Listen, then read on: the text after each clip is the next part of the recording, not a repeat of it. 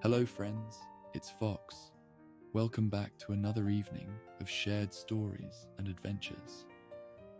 I'm sure many of you, like myself, are longing for more episodes of House of the Dragon after that fantastic finale.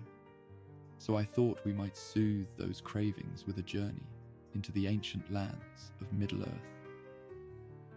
Tonight, we're diving into the legends and lore of the dragons that haunt the darkest corners of Tolkien's universe. With the Rings of Power series returning soon, there's no better time to immerse ourselves in the mythos of these majestic, fire-breathing creatures. From the mighty Smaug to the long-forgotten dragons of the First Age. Journey with me to a world where the line between legend and reality is deliciously thin. So let's settle in for an evening of dragon lore, where every tale brings us closer to the heart of Middle Earth. And if you'd like a way to support the channel, consider tossing a coin to your Witcher and check out my Patreon for some extra benefits.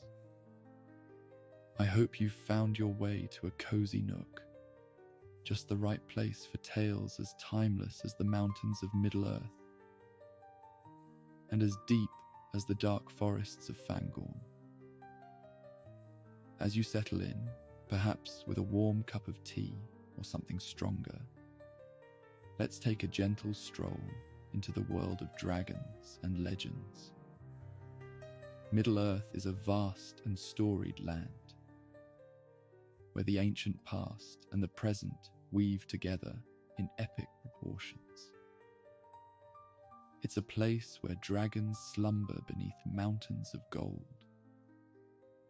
where the echoes of forgotten battles still whisper through the ages, and where the very earth is steeped in tales of old.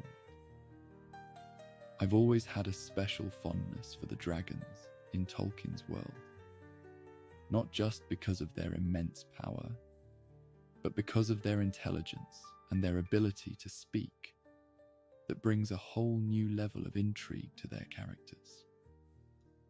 There's something mesmerizing about the way they wield their words, casting trances over those who dare to engage them.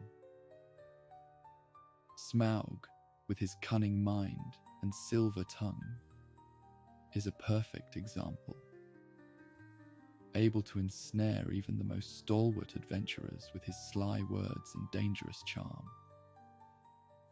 It's that combination of raw power and sharp intellect that makes these dragons so unforgettable and so very dangerous. And so we're not only exploring the legends themselves, but also the rich themes and characters that breathe life into them. We'll meet the cunning Smaug, who hoarded his treasure in the heart of the lonely mountain. And we'll uncover the ancient dragons of the First Age, whose power was unmatched. We'll delve into the mysteries of the Dark Lord's creations, and the ancient battles that shaped the fate of Middle Earth. But before we embark on this journey, take a moment to breathe in deeply and slowly. Let the worries of the day slip away, like the last light of the sun setting behind the misty mountains. Picture yourself in a quiet, dimly lit study, the fire crackling softly in the hearth. A map of Middle Earth spread out before you, waiting to be explored. Now, if you're not familiar with Tolkien's world, no worries. We're on this journey together, step by step, uncovering the secrets and stories that have captivated readers for generations. And if you are familiar, well, I hope to bring a fresh perspective, a new insight, or perhaps just a comfortable, familiar walk down memory lane. Some of my fondest memories are around watching the Tolkien films with my father and brother and reading the books after my classes.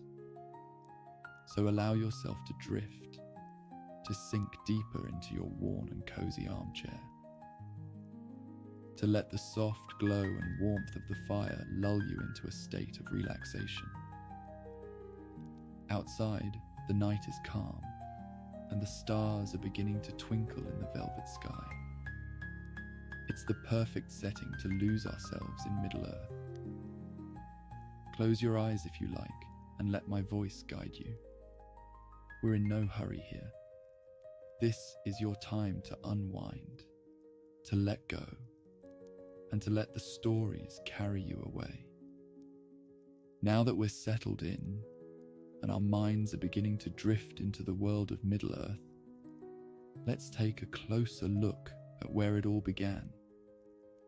You see, the story of dragons, like many things in Tolkien's world, starts with the grand tapestry of creation and the first notes of discord that crept into it.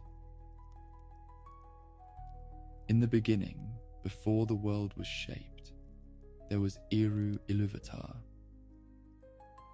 He is known as the One, the supreme creator of all, existing beyond time and space, and the source from which all existence flows. Eru Ilúvatar is a figure of immense mystery and power, the ultimate architect of the universe, whose thoughts gave birth to everything that was, is, and will be. From his thought came the Ainur, the Holy Ones, who were the first beings created by Eru. The Ainur were spirits of immense power and wisdom, each of them embodying a particular aspect of Eru's thought and purpose. Sound familiar? They are akin to angels or demigods, existing in a realm beyond the physical world, in the timeless halls. The Ainur were given the task of shaping the world according to Eru's grand design, bringing his vision into reality through their collective will and creativity. Each Ainu, singular of Ainur, had their own unique gifts and qualities, and they were divided into two groups. The greater Ainur, known as the Valar, who would take on the most significant roles in shaping and governing the world, and the lesser Ainur, known as the Maya, who served the Valar and aided in the execution of Eru's grand plan. Among these Ainur, one stood out for his immense power, brilliance, and ambition: Melkor. It's here that our tale takes a darker turn. You see, Melkor was the mightiest of the Ainur, blessed with power that surpassed his peers. But with great power often comes great desire, and Melkor's heart was filled with a yearning to create, to dominate, and to bend the world to his own will. He wasn't content to simply follow the designs of Ilúvatar. No, Melkor wanted to craft his own. So as the Ainur sang the world into being, it was Melkor who introduced the first notes of discord, a disharmony that would eventually manifest in the very fabric of the world itself. This discord sowed the seeds of evil and set the stage for all the dark things that would follow. After the world was shaped, Melkor descended into it, taking on physical form and setting himself up as a Dark Lord. He sought to dominate all of Arda, the world, and to make it his own. It's important to note here that in those early days, there was no Sauron, no orcs, and no dragons. There was only Melkor, the first Dark Lord, and his insatiable hunger for power. Now, Melkor wasn't alone in his endeavors. He had a following, a group of lesser Ainur who were drawn to his strength and vision. Among these followers was a Maya named Myron, who you might know better as Sauron. He was perhaps the mightiest of them and was corrupted into the dark service. But we'll get to him in due time. For now, let's focus on Melkor and the first of his fearsome creations. To truly understand the dragons, we must first understand what drove Melkor to create such creatures. His ambition wasn't just to rule, it was to corrupt, to twist the beautiful things of the world into forms that served his purposes. He sought to mock the works of the Valar, who, as a reminder, are the higher order Ainur that remained faithful to Ilúvatar, by creating twisted imitations of their creations. Where the Valar created light, life, and beauty, Melkor brought forth darkness, destruction, and fear. It was from this dark desire that the dragons were born. They were not simply beasts of fire and fury. They were manifestations of Melkor's will, imbued with his malice and hunger for destruction. But creating such creatures was no small feat. It required time, power, and the right conditions. The first of these mighty beasts, the progenitor of all dragons in Middle Earth, was Glaurung, known as the father of dragons. But before we dive into his tale, let's take a moment to appreciate what Melkor had wrought in him. Glaurung wasn't just a dragon. He was a weapon, a tool of domination, and a symbol of Melkor's enduring influence over the world. And so, it was with Glaurung that the Age of Dragons began. A time of fire and fear, of cities laid to ruin and of heroes tested in the crucible of battle. But even in this darkness, there were glimmers of hope. Moments of defiance that would shape the destiny of Middle Earth for ages to come. Let's turn our attention now to the first age of Middle Earth. A time when the world was young and the shadow of Melkor lay heavy across the lands. The First Age was an era of great heroes and epic conflicts, where the forces of light and darkness battled for dominion over the world.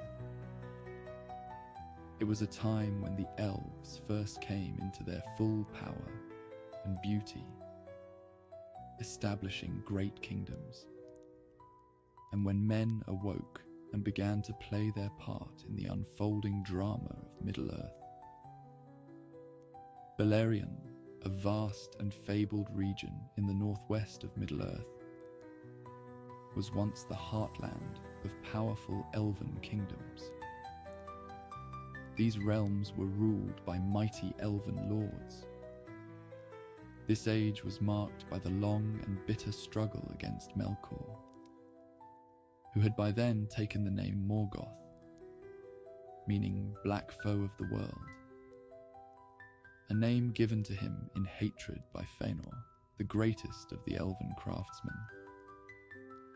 Morgoth sought to dominate all of Middle Earth, twisting it to his will and spreading his malice far and wide. His stronghold was the mighty fortress of Angband, from which he unleashed his dark legions upon the free peoples of the world. Glaurung wasn't like the dragons you might be familiar with from other stories.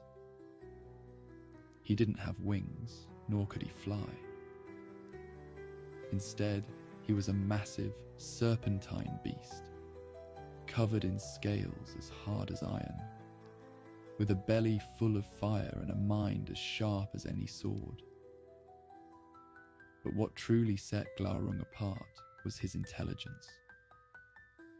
He wasn't just a beast.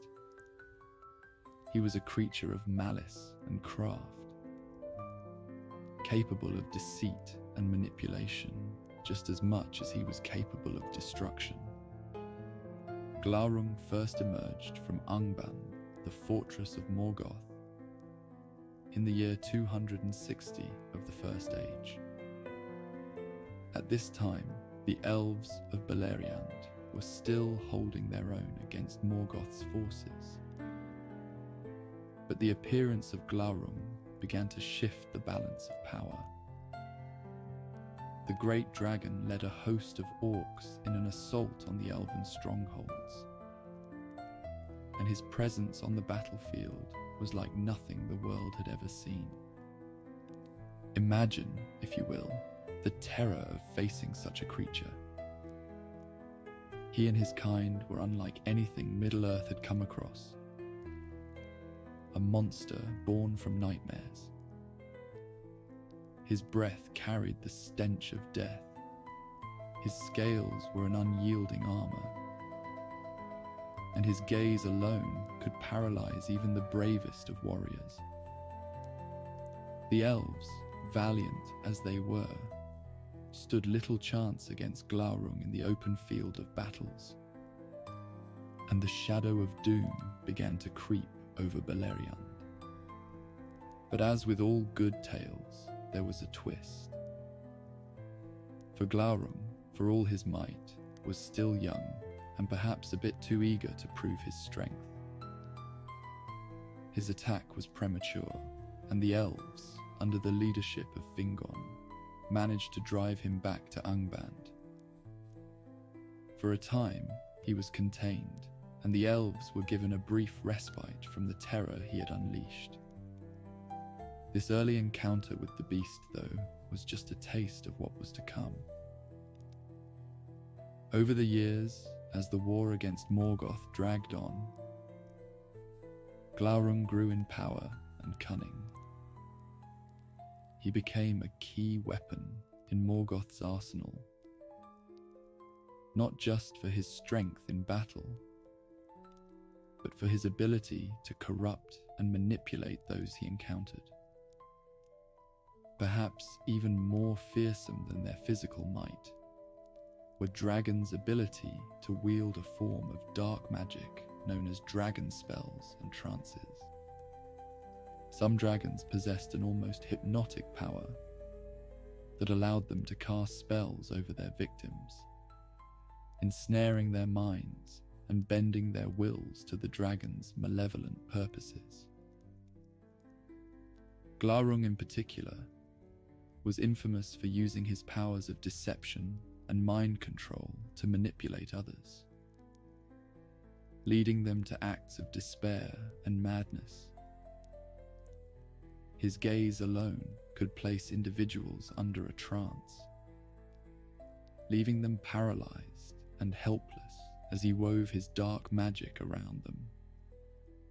One of the most tragic tales involving Glaurung is that of Turin Turambar, a man cursed by Morgoth and driven to a life of sorrow and despair. Turin's story is a long and complex one, filled with twists of fate and moments of profound tragedy. But it is Glaurung who plays a pivotal role in his ultimate doom. He used his dark magic and his malevolent intelligence to torment Turin, leading him to commit terrible acts without fully understanding the consequences.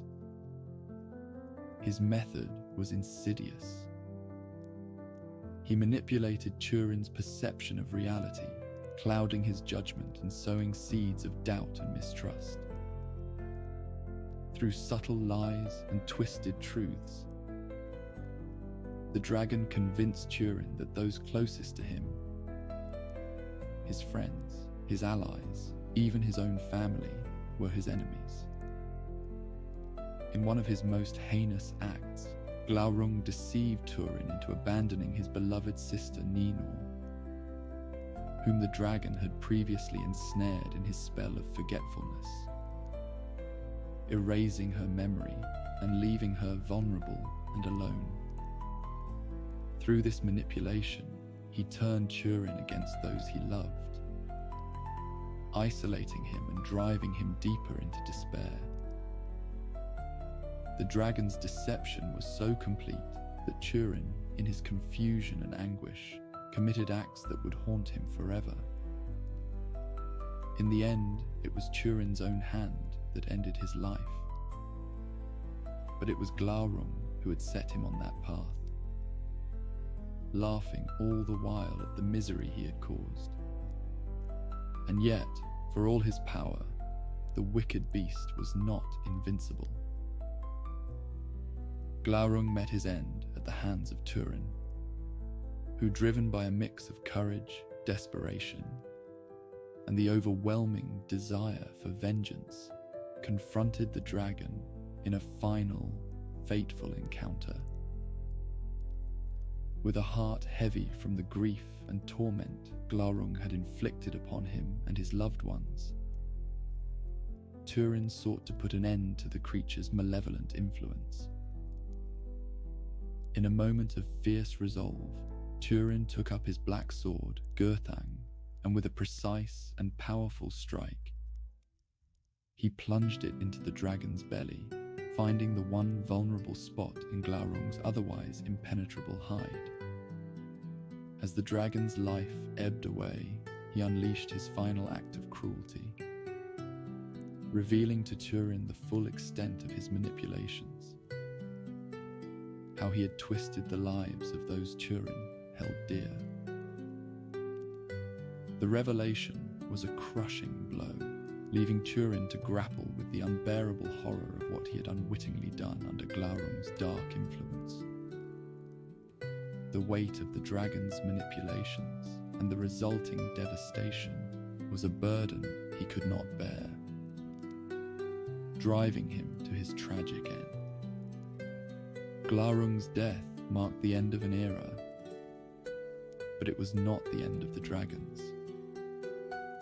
Far from it. Morgoth, ever the cunning Dark Lord, had learned from his mistakes. As the fires of Angband smouldered and the world moved ever forward, so too did the evolution of dragons. Morgoth wasn't content with Glaurung, despite the terror he wrought. No, he saw greater potential. A future where his dragons would not just crawl upon the earth, but dominate the skies as well. And thus, the winged dragons were born. Imagine the dark pits of Angband, deep beneath the earth, where the fires burn hottest and the shadows are deepest. It's here that Morgoth laboured, crafting these new creatures with even greater malice and destructive power. These dragons were not only larger and more fearsome than Glaurung, but they too possessed the ability to breathe fire. A fire so intense that it could melt stone and incinerate entire armies. The first and greatest of these winged dragons was Ancalagon the Black. If Glaurung was the father of dragons, then Ancalagon was the embodiment of their ultimate power. For he was not just a dragon. He was a force of nature, a living weapon designed to bring about the end of Morgoth's enemies. His wings spanned the sky, casting a shadow so vast it could blot out the sun. And his breath was a torrent of flame that could turn the bravest of warriors to ash. Ancalagon's most famous appearance came during the War of Wrath, the final great battle of the First Age. By this time, Morgoth's forces were on the brink of defeat, with the Valar and their allies pushing ever closer to Angband. In a desperate bid to turn the tide of the war, Morgoth unleashed his most terrible weapon, Ancalagon and the other winged dragons. The appearance of Ancalagon, the Black, on the battlefield was nothing short of apocalyptic.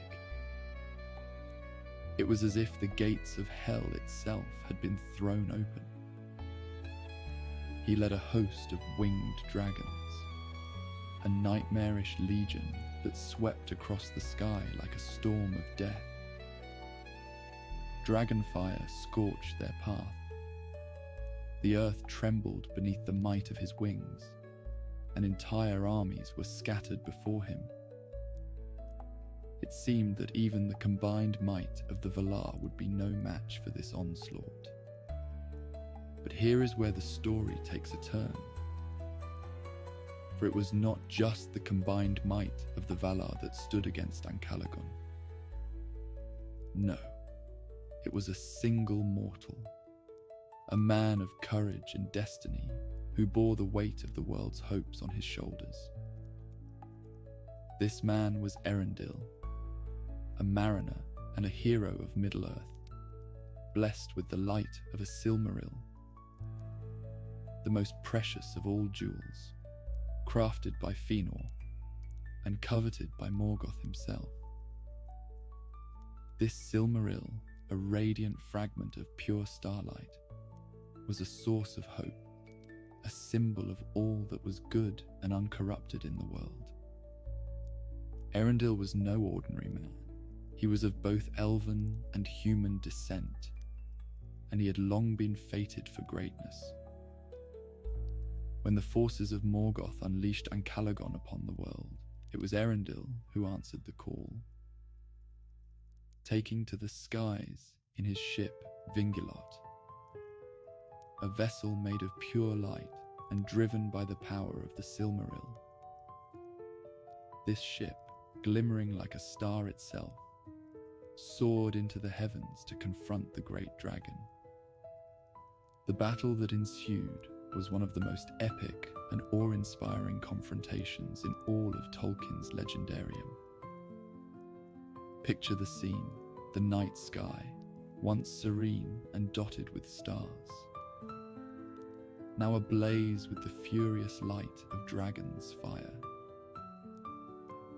Ancalagon loomed above like a horrific storm, his wings blotting out the stars. The sheer scale of the battle was unimaginable. Ancalagon was so vast that his presence alone could shatter the will of armies. Yet here he was, facing a single ship, a single man.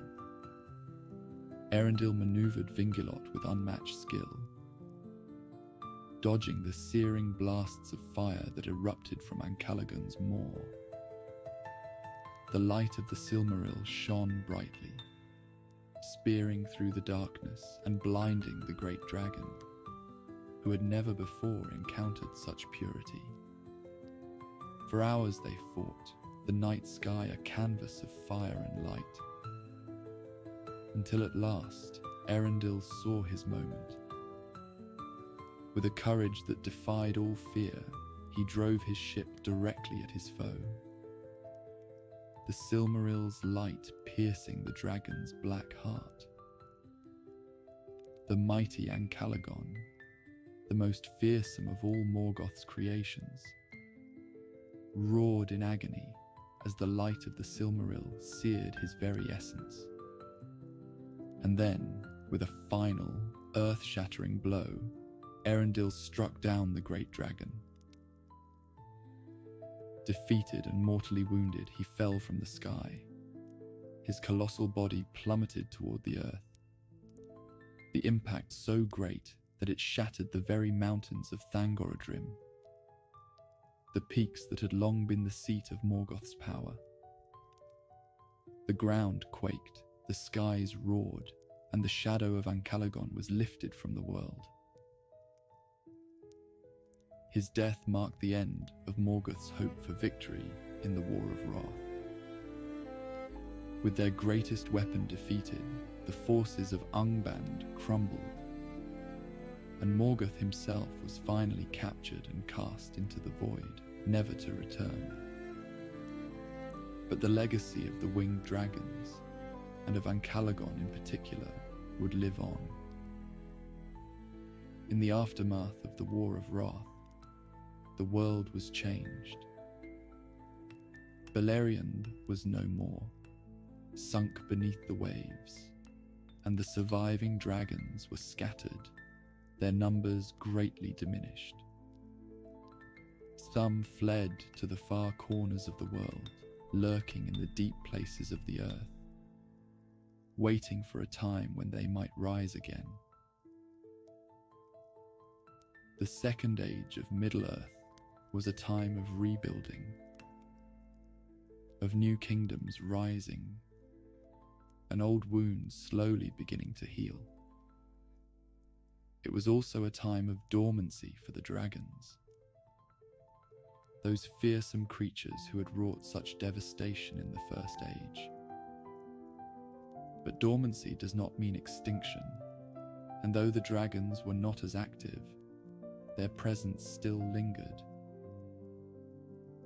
During the Second Age, the world was dominated by the rise of Numenor, the great island kingdom of men, and by the growing power of Sauron, the lieutenant of Morgoth, who had taken up his master's mantle after the War of Wrath.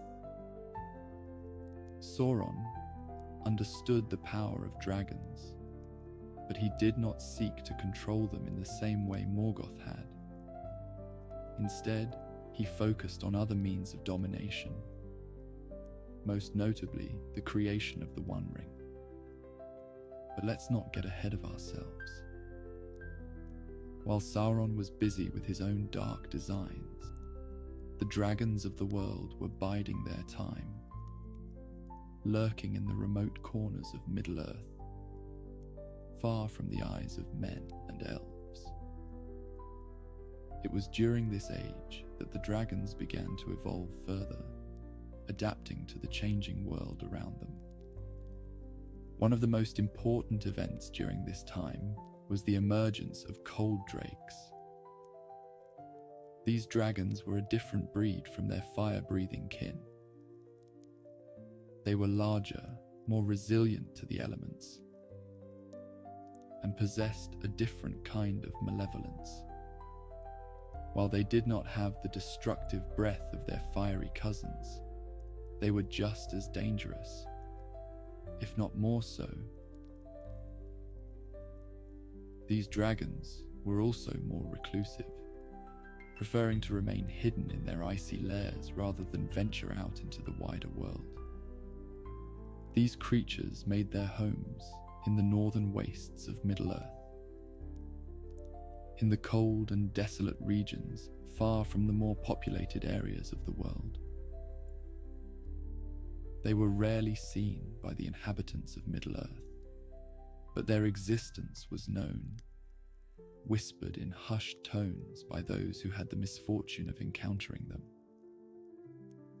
One such tale speaks of a cold drake that made its lair in the northward reaches of the Misty Mountains.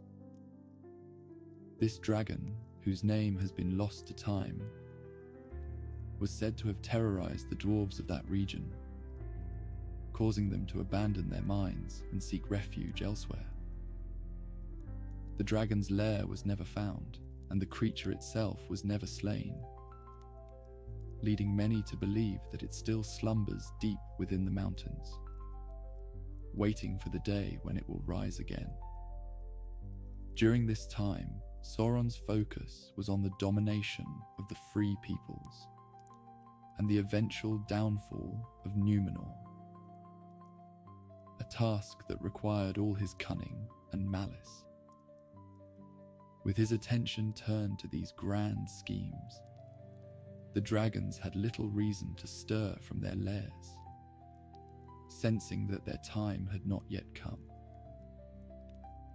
The great conflicts of the age, the seduction of the Númenóreans, the wars with the elves, and the rise of Sauron's Dark Empire played out largely without the involvement of dragons. And now we arrive at the Third Age, a time when the world was once again thrust into conflict, and when the most famous of all Tolkien's dragons made his mark on history. Smaug, the Golden, the Magnificent, the chiefest and greatest of calamities. His name alone sends shivers down the spine of any who know his story. And his tale is one that has been told and retold, immortalized in the pages of The Hobbit. Smaug was not just a dragon, he was the dragon, the culmination of all the dark power and malice that had been brewing since the days of Morgoth. He was absolutely massive, covered in scales that glistened like gold and jewels, with eyes that burned with an inner fire. But what truly set Smaug apart was his cunning. He was a creature of intelligence, of wit, and of a terrifying awareness of his own power. Smaug's story begins long before Bilbo Baggins ever set foot in the Shire. It begins with the kingdom of Erebor, the lonely mountain, home to the dwarves of Durin's line. Erebor was a place of great wealth, a kingdom built on the riches of the earth, where the dwarves mined gold and jewels in such abundance that their halls shone with the light of countless treasures. But as we know, where there is great wealth, there is also great danger. The riches of Erebor did not go unnoticed, and it wasn't long before the whispers of their wealth reached the ears of Smaug. The dragon, drawn to treasure, decided that Erebor would make a fine home for himself, and so he set out to claim it. The fall of Erebor was swift and merciless. Smaug descended upon the lonely mountain with the fury of a storm. The dwarves, for all their strength and bravery, were no match for the dragon. They were driven from their home, forced to flee as Smaug laid waste to their kingdom, and claimed the vast hoard of treasure for himself.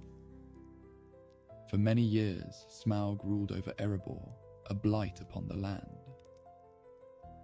The town of Dale, once a thriving community, was reduced to ruins, and the people of the surrounding lands lived in constant fear of the dragon's wrath.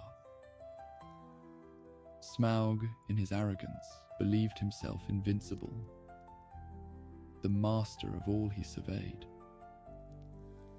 But behind the scenes, there were those who recognized the greater threat Smaug posed, particularly the wise wizard Gandalf.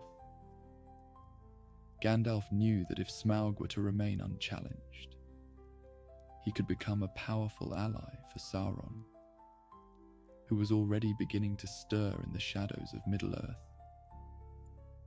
The thought of the Dark Lord gaining control over such a terrible force was too great a risk, and so Gandalf sought a way to neutralize this threat. And here we come to the story of The Hobbit, a tale that begins in a quiet corner of the world, in the Shire, with a certain hobbit named Bilbo Baggins. It was Bilbo's involvement in the quest of Erebor that would ultimately lead to Smaug's downfall, though neither he nor the dragon could have predicted it. Bilbo, along with a company of dwarves led by Thorin Oakenshield, set out to reclaim Erebor and the treasure within. The journey was a pretty long one, filled with dangers both expected and unforeseen. But it was the confrontation with Smaug that was the most daunting of all. When Bilbo first entered Smaug's lair, the sight that greeted him was one of awe and terror. There, amidst the mountains of gold and jewels, lay Smaug. His body coiled around his hoard, his eyes glowing like embers in the dark. The dragon, sensing the presence of the intruder, began to speak. And it was then that Bilbo realized he was not dealing with a brutish beast, but with a being of deadly intelligence. The conversation between Bilbo and Smaug is one of the most famous in Tolkien's works, a battle of wits as much as anything else. Smaug, with his grandeur, tried to intimidate Bilbo, while Bilbo, with his quick thinking and clever words, managed to hold his own. But it was in this conversation that Smaug made a fatal mistake. In his arrogance, he revealed a weakness, a small patch on his underbelly where the scales were missing, exposing his flesh. This information would prove to be Smaug's undoing. When the dragon, enraged by the intrusion, left his lair to exact his revenge on the region of Lake Town, it was a man named Bard who took up the challenge of defending his home. Armed with the knowledge of Smaug's weakness, Bard fired an arrow, the black arrow, into the dragon's vulnerable spot, killing him and ending his reign of terror. Smaug's death heralded the end of another era, but it also set in motion a chain of events that would have deep consequences for the world of Middle Earth.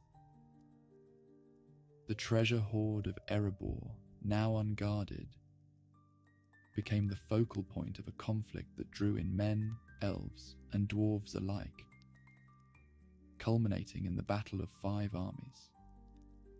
But more than that, Smaug's death signaled the beginning of the end for Sauron's plans. The dragon's presence had kept the northern regions of Middle-earth destabilized, preventing any meaningful opposition to Sauron's growing power in the south. With Smaug gone, the free peoples of Middle-earth were able to begin uniting against the threat of the Dark Lord and the looming War of the Ring. It's fascinating to consider how the actions of one creature, even as powerful as Smaug, could have such far-reaching effects. But that's the nature of dragons in Tolkien's world. They're not just isolated beings. They are catalysts for change, for good or ill, in the grand tapestry of Middle-earth's history. It is said that other dragons, lesser in might than Smaug or Ancalagon, still dwelled in the far reaches of the world, in the cold wastes of the north, in the deep caves of the mountains, and in the unexplored corners of Middle-earth. These creatures slumbered as a reminder of the ancient evils that had once plagued the world. The dwarves, in particular, were ever wary of these creatures, knowing all too well the devastation a dragon could bring. There are hints in the lore of encounters with these dragons, of skirmishes fought in the shadows, and of hoards of treasure still guarded by these ancient beasts. And yet, for all the fear they inspired, there was also a certain fascination with dragons. They were creatures of extreme power and majesty, beings that represented the untamed and the unknowable. To encounter one was to stand before something ancient and primal, something that connected the present to the distant past.